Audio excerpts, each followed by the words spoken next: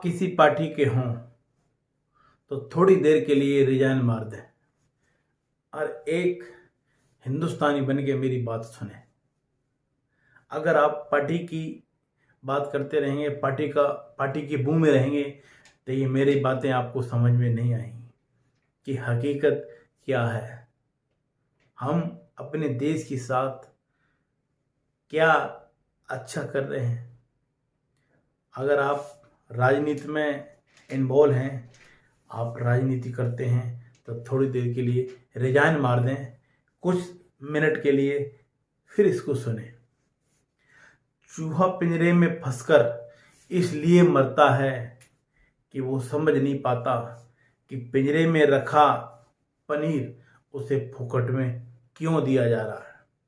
अगर विश्व का सबसे ताकतवर नेता हमारे देश का प्रधानमंत्री है, तो विश्व का सबसे घटिया गिरा हुआ विपक्षी भी हमारे देश का ही है, जो विरोध करते करते राष्ट्रद्रोह पर आ जाता है, राष्ट्रद्रोह की बात करने लगता है।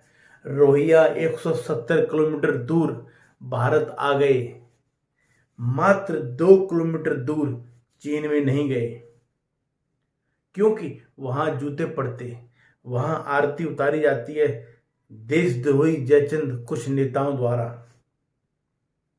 जिस जाकिर नाइक को मलेशिया जैसा इस्लामिक देश 1 साल भी नहीं झेल पाया, उसे कांग्रेस 10 साल तक शांति दूत बताती रही। गद्दार हमारे देश में ही हैं, बाहर जाने की जरूरत नहीं है आपको। पुलवामा में बारूद कहाँ से आया, ये पूछने वाले लोग अब ये क्यों नहीं पूछ रहे कि यूनिवर्सिटी में इतने पत्थर और पेट्रोल बम कहाँ से आए। कभी सुना है कि कांग्रेस से नाराज होकर मुसलमानों ने बीजेपी को त्याग दिया हो या जिता दिया हो। ये कीड़ा सिर्फ हिंदुओं में ही काटता है।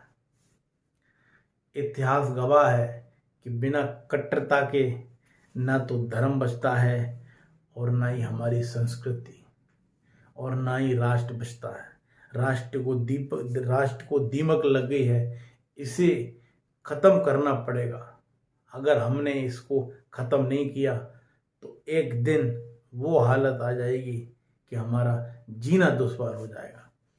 भाजपा 35% वोट लाती है और 5 राज्यों में 5 राज्य खो देती है 4 महीने में। 700 सालों से बंद राम मंदिर देती है पर वोट नहीं मिलते।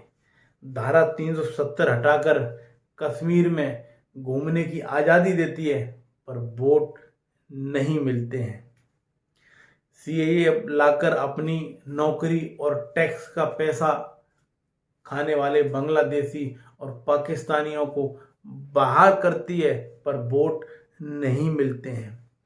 सर्जिकल स्ट्राइक से 26/11 जैसे हमले रोकती है पर वोट नहीं मिलते हैं। पिछले 70 सालों में कोई भ्रष्टाचार नहीं पर वोट नहीं मिलता है।